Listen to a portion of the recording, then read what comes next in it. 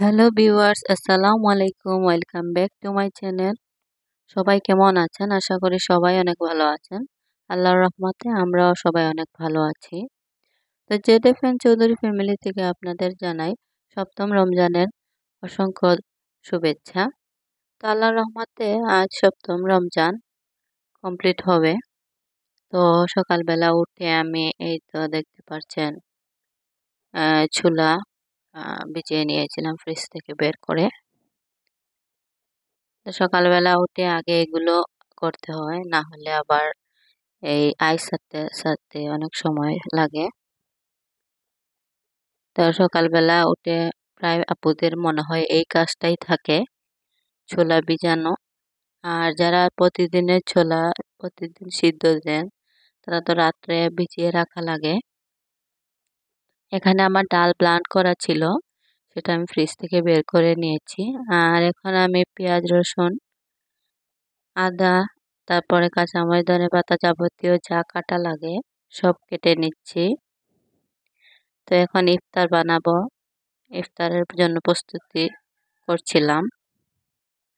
তো আমার ভিডিওগুলো ভালো লাগলে অবশ্যই একটা লাইক করবেন, আর অবশ্যই আমার চ্যানেলটিকে সাবস্ক্রাইব করবেন, আর পাশে থাকা বেল আইকনটিতে ক্লিক করবেন যাতে আমার সব ভিডিও পেয়ে যান। তো রমজান মাসে আগে অনেক কষ্ট হতো, যখন আমরা ছোটবেলা রোজা রাখতাম তখন মনে হতো কখন যে ইফতারের টাইমটা হবে। আর এখন যখন আমরা গৃহিণী হয়ে গেছি, হাউস ওয়াইফ, তখন মনে হয় যে আর একটু যদি সময় পেতাম তাহলে মনে হয় আরো অনেক কিছু করতে পারতাম, অনেক ইফতার আইটেম বানাতে পারতাম।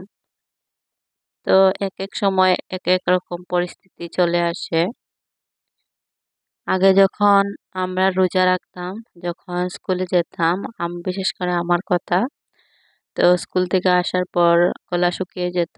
তো গলার অর্ধেক পর্যন্ত পানি রেখে তারপরে ফেলে দিতাম যাতে একটু শান্তি লাগে।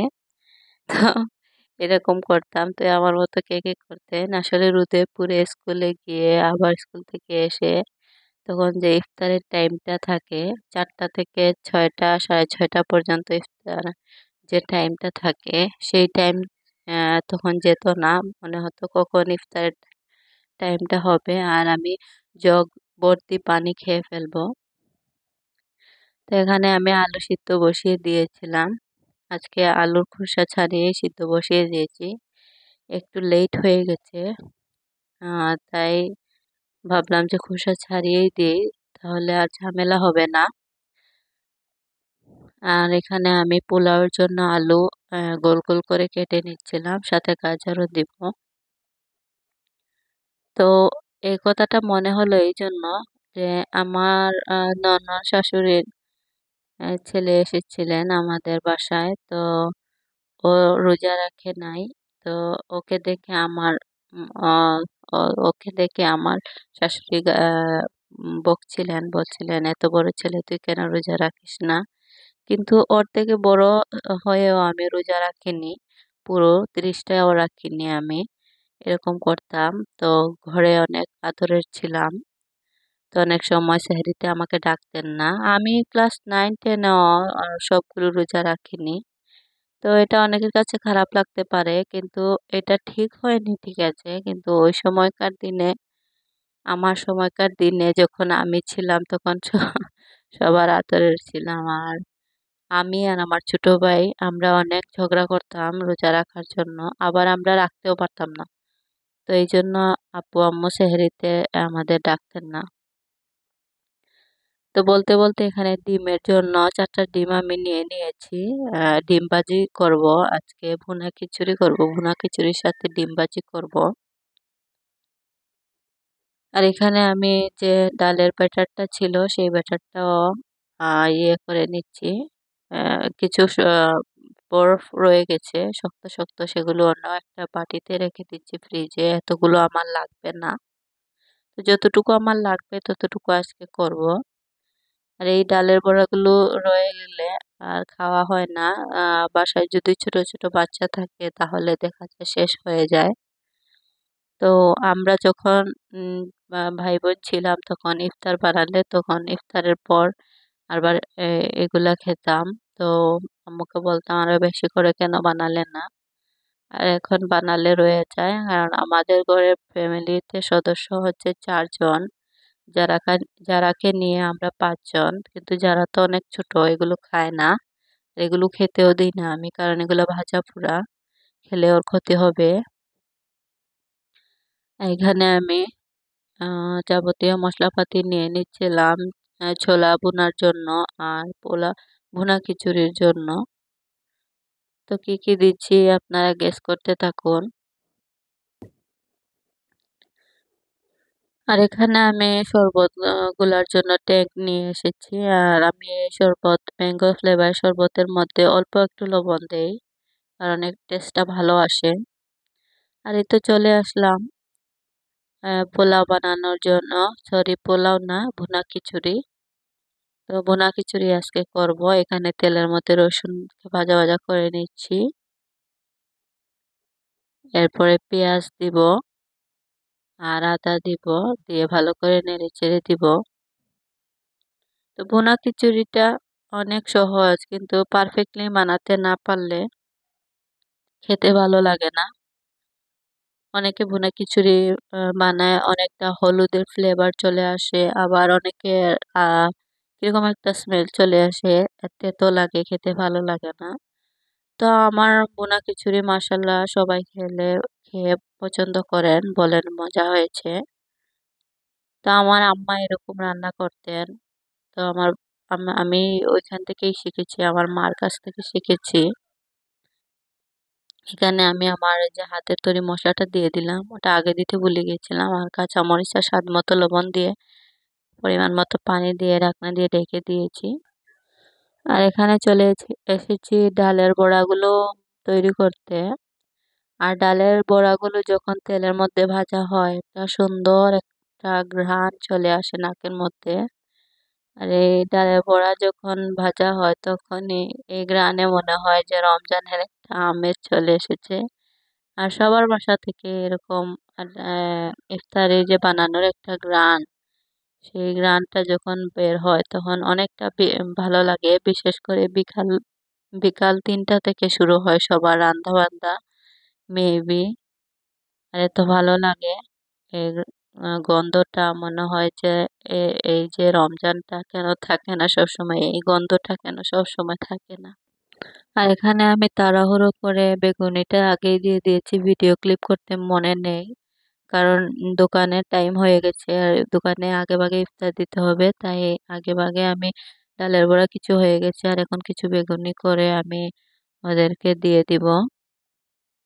ওদের জন্য তুলে রেখে দিচ্ছি, একটু ঠান্ডা হলে ভিতরে টিফিন ক্যারিয়ারে ঢুকাবো। আর এখানে বাকি যে ডালের বড়া ছিল সেগুলো দিয়ে দিয়েছি, এগুলো হয়ে গেছে, এখন নামিয়ে নিচ্ছি। আর রমজান মাসে দেখা যায় অনেকে মারা যান, আল্লাহ তাদেরকে বেহেশত নসিব করুক। তো এখানে আমার ভুনা খিচুড়িটা প্রায় হয়ে গেছে, এখন আমি 1 চামচ ঘি আর ধনেপাতা দিয়ে ভালো করে নেড়ে ছেড়ে ঢাকনা দিয়ে রেখে দমে রেখে দিব।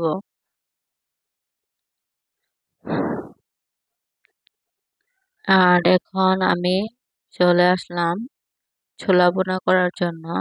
আর ছোলা ভুনা করার জন্য এখানে আমি পেঁয়াজ দিয়ে দিচ্ছি। আর আমি ছোলা ভুনাতে একটু মোটা মোটা পেঁয়াজ আজকে কেটে নিয়েছি, কারণ একটু মোটা মোটা পেঁয়াজ কাটলে ছোলা ভুনাতে দিলে পেঁয়াজটা কামড়ে কামড়ে পড়ে আর খেতে ভালো লাগে।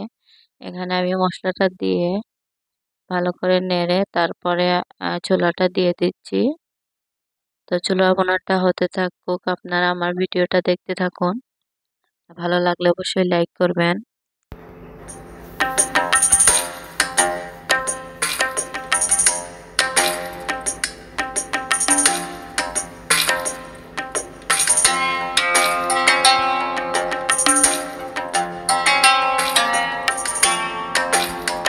আর এখন চলে আসলাম ডিম ভাজি করতে। এখন দোকানের জন্য আগে বড় করে একটা ডিম ভাজি করে দিব। তো এখানে পিস পিস করে করব, আগে দোকানের জন্য ঝটপট একটা বড় করে ডিম ভাজি করে নিচ্ছিলাম, তারপরে আমাদের জন্য করব। আর এখানে দোকানে দেওয়ার জন্য কিছু ফল মূল নিয়ে নিলাম। তো এখন আমি এগুলো কাটবো একটা একটা করে। তো আপেলটা কেটে আমি লবণ দেওয়া পানিতে ভিজিয়ে রাখবো যাতে কালো না হয়, কারণ ইফতারটা নিয়ে যাবেন 1 ঘন্টা আগে। তাই ইফতারটা খাওয়ার আগে যে সময় থাকবে সেই সময়ে আপেলটা কালো হয়ে যায়, তাই আমি লবণ পানিতে ভিজিয়ে রেখেছিলাম যাতে কালো না হয়। আর এখানে আমি ইফতারের সব আইটেমগুলো আস্তে আস্তে নিয়ে নিচ্ছিলাম।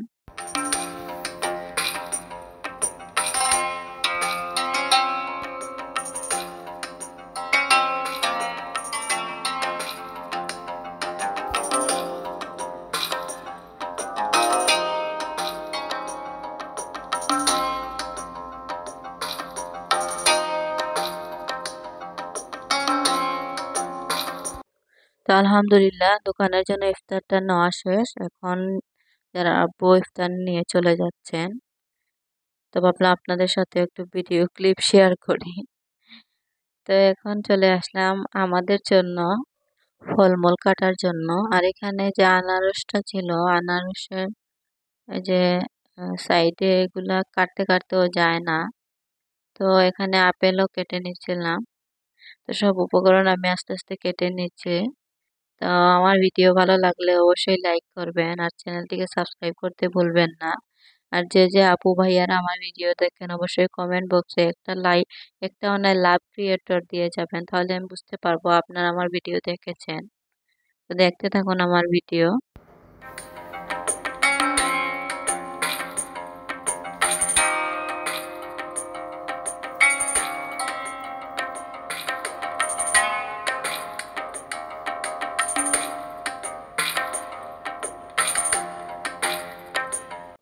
এখন আমি আমাদের জন্য ডিম ভাজিটা করে নিচ্ছিলাম। আর এখানে ফ্রিজ থেকে বের করে নিয়েছি শরবতটা। তো এখন সব গ্লাসের মধ্যে ঢেলে নিব। আর এই ইফতারগুলা আমি আগে থেকে যেগুলা করা সম্ভব সেগুলো করে ফেলি, আর যারাকেও দিয়েছি একটু। এখানে আমি ডিমকে 4 ভাগ করে কেটে নিয়েছি। তো এখন আমি আস্তে আস্তে সব ইফতার নিয়ে নিব।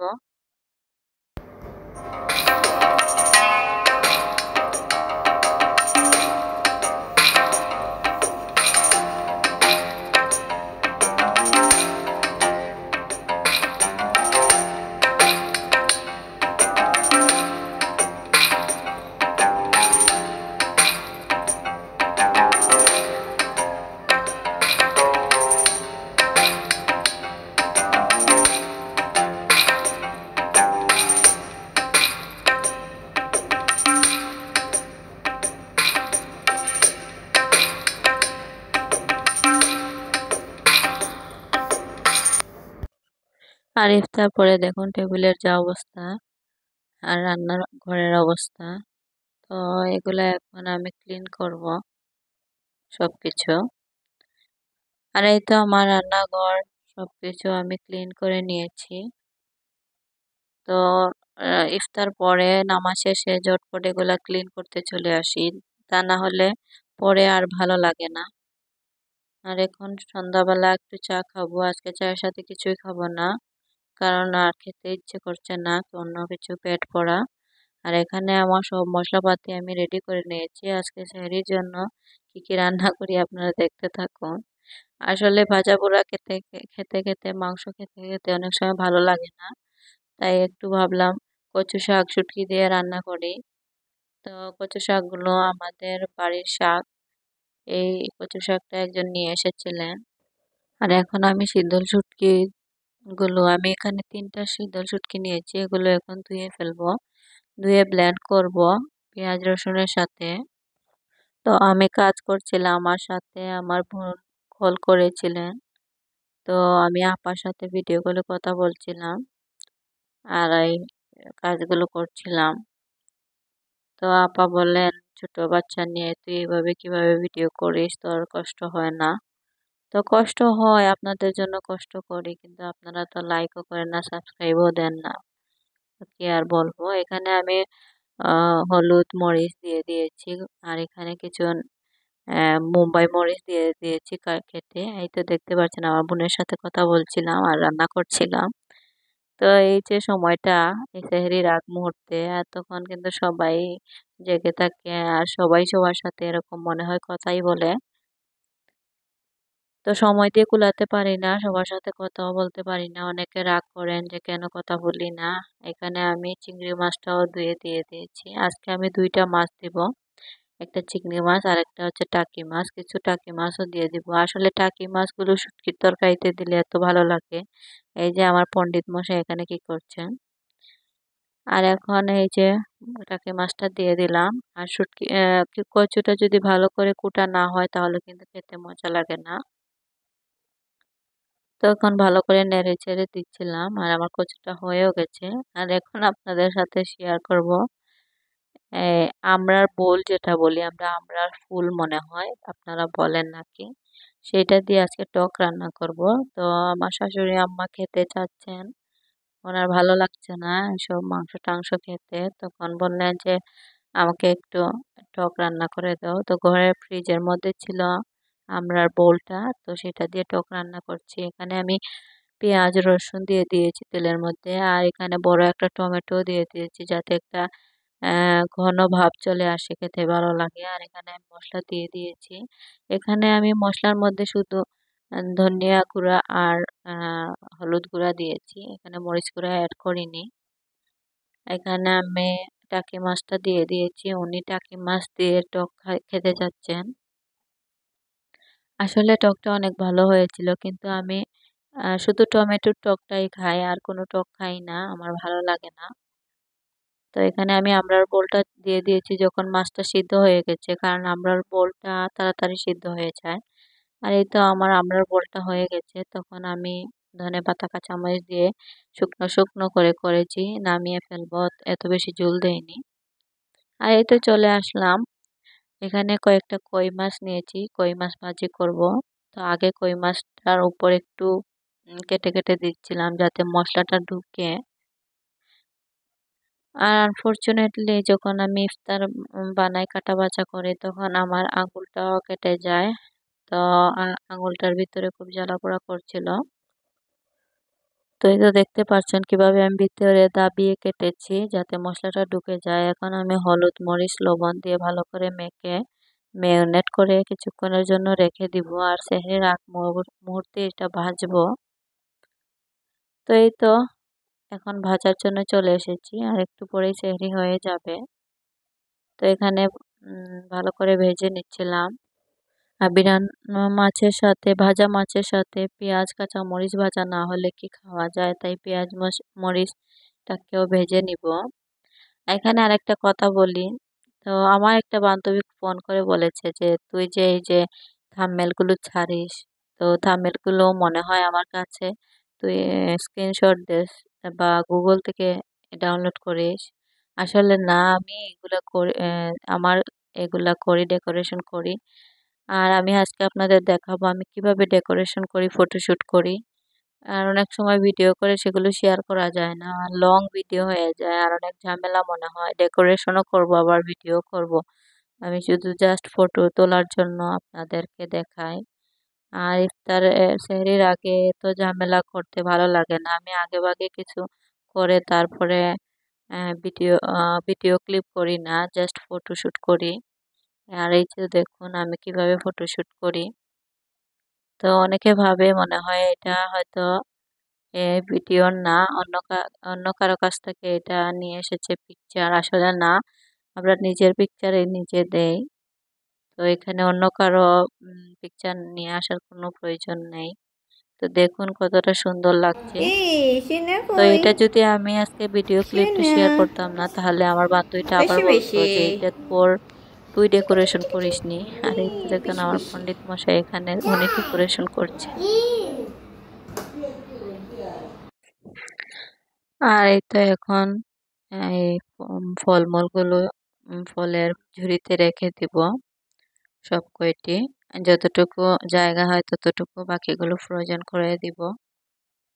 তো এইভাবে ফলের ঝুড়িতে রাখতে আমার অনেক ভালো লাগে। তো কার কার এরকম ফলের ঝুড়িতে রাখতে ভালো লাগে, আর কোন কোন আপু এরকম রাখেন, কমেন্টে জানাবেন। আর আজকের ভিডিও এই পর্যন্তই, দেখা হবে আগামী ভিডিওতে। সেই পর্যন্ত সবাই সুস্থ থাকবেন, ভালো থাকবেন আর আমাদের জন্য সবাই দোয়া করবেন। আসসালামু আলাইকুম।